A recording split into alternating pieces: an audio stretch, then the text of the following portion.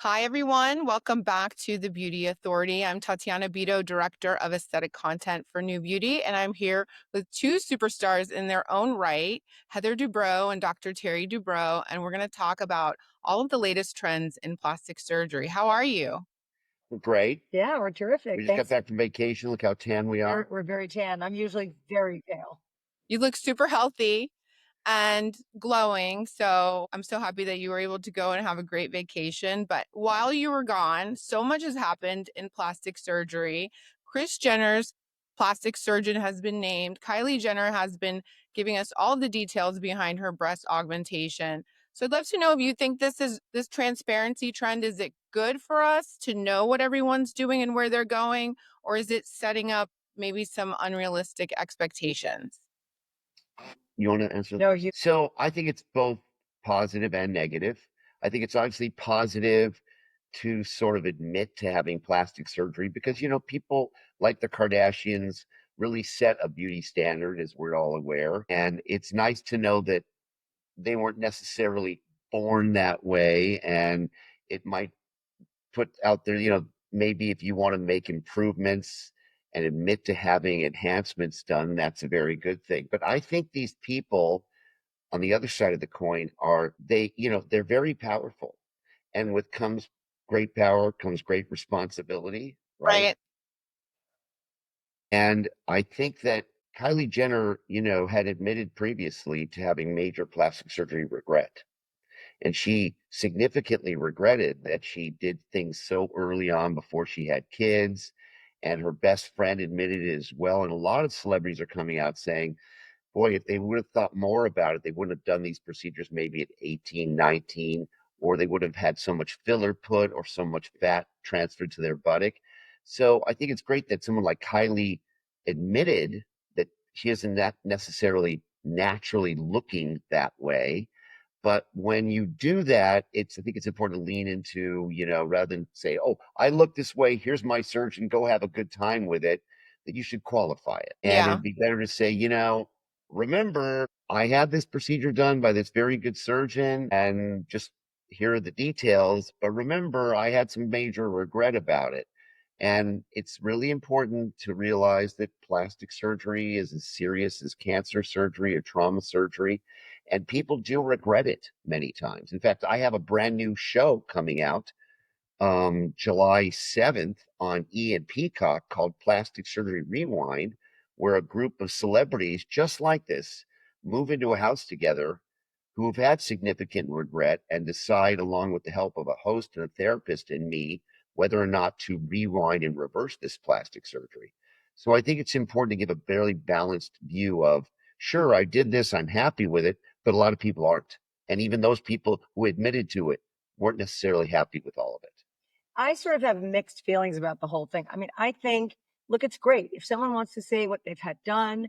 They're not gatekeeping. Share the wealth. Here's what I do. I think that's fantastic. But it does set us all up to this line of, do you have to tell everything that you're Right. doing? And I don't think you do. I think it's okay to not tell everything and keep. I don't think you have to share everything just because you're in the public eye.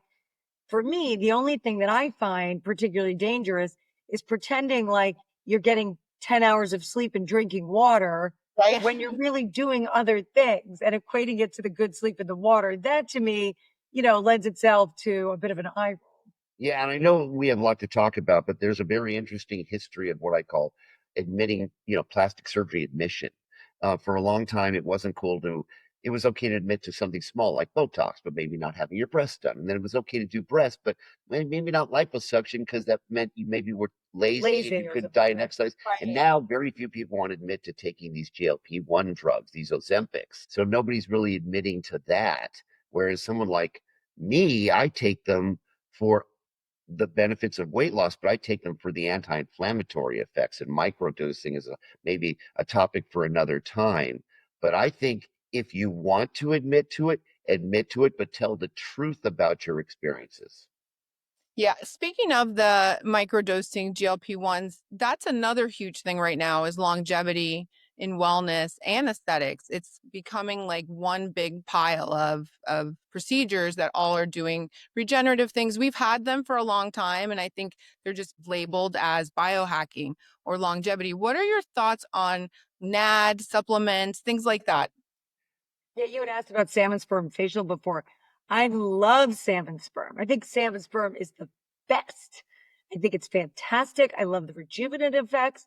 I've dabbled in NAD. I've not done the IV infusion, but I've done the nasal spray. I personally didn't find that it changed me at all. But I think that's what's interesting about all of these kinds of new age, new wave longevity supplements and drugs is that you have to kind of figure out your cocktail. As a woman of a certain age going through menopause, I will tell you, one size doesn't fit all when it comes to hormone replacement therapy and longevity and what makes you look younger, feel better, and stay strong. So it's a cocktail you have to figure out for yourself.